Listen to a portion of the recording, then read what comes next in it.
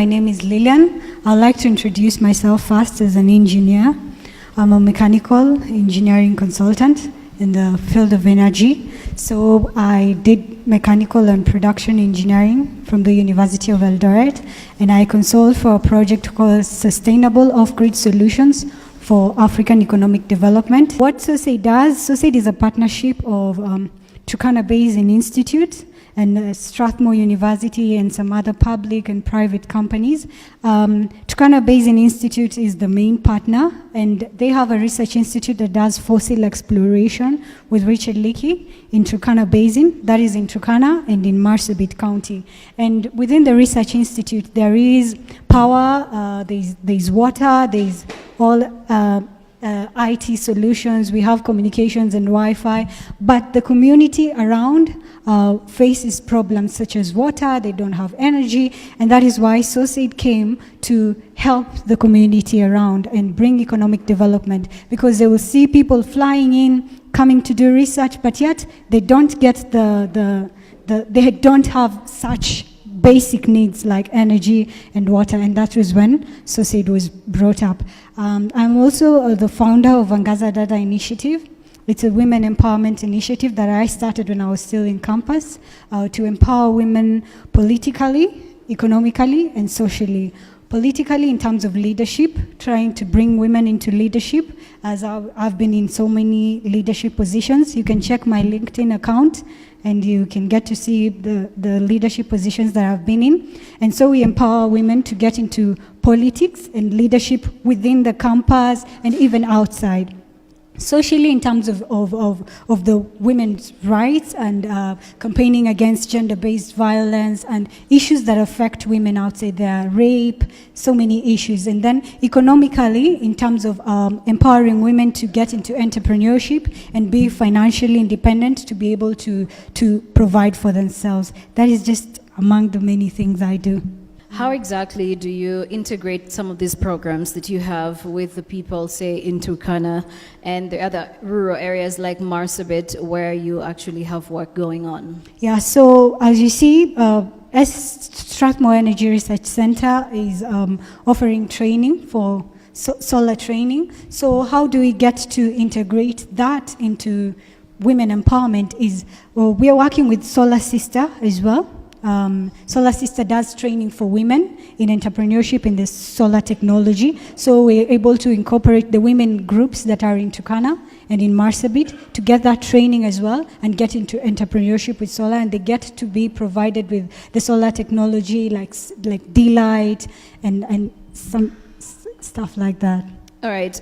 Considering that you actually work a lot with people in rural areas, I'm sure one of the challenges that they will talk about is the fact that they cannot afford some of these things like solar panels seem to be more costly for them. Mm-hmm. So how do you make it affordable for them, or do you have certain understandings or arguments with the people there or the county governments that you now have understandings to help them access some of these services? Okay, one of the major things that we did when we were starting up in SOSAID, we had to have discussions with the county government, the energy sector, the cabinet sector for energy in the county government of Turkana, and they've been very, very supportive of what we do, because in such an area you need to first be welcomed by the people before bring your products there. I believe you've heard a lot about Turkana bringing your things and you've not consulted the people first.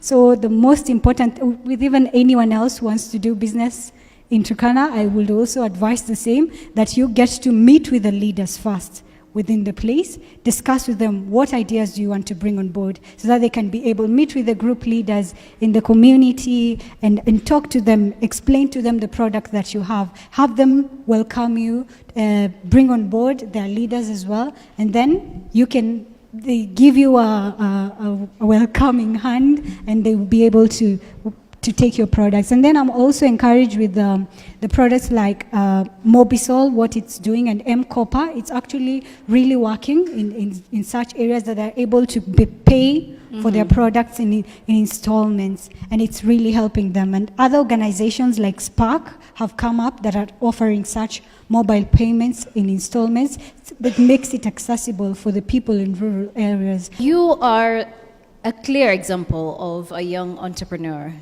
in Kenya and maybe in Africa as well.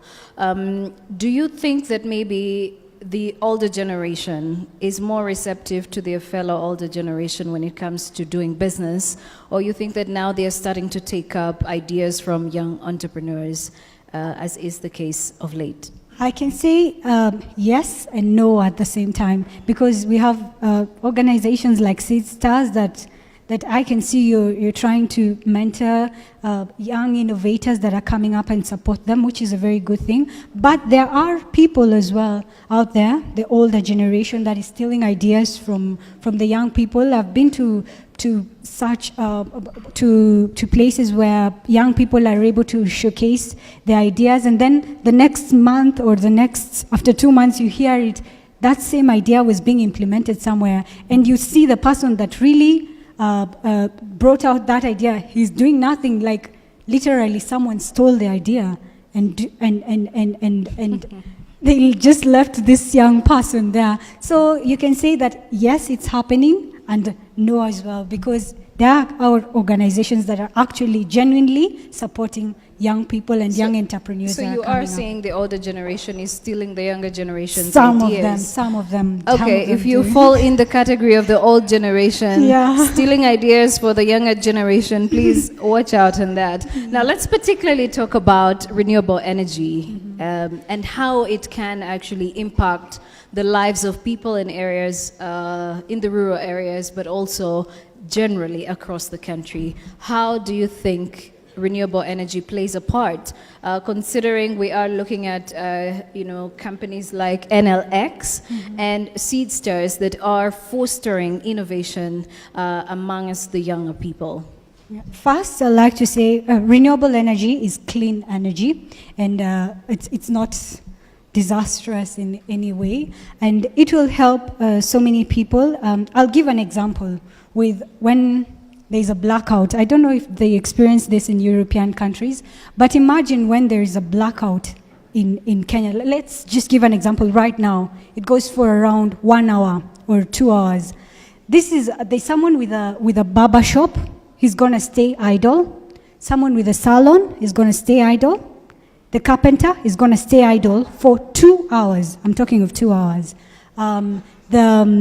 So many people that are using power for their businesses, they all go on a standstill. But when we have renewable energy that acts like backup for so much stuff, to provide power during such occasions, the economy is growing during that time. Imagine how much money is wasted, or a power blackout for a whole day. That is a family has not made, or someone has not made money for a whole day because there is no power. So if we had energy, it will improve the economy, and also so many people will be able to do their works well, and entrepreneurship will go on, and they will be able to provide for their families, even in the rural areas. And also in the education, so when there are no lights for the people, the students in rural areas, they're not able to study well. They just have to wait till morning and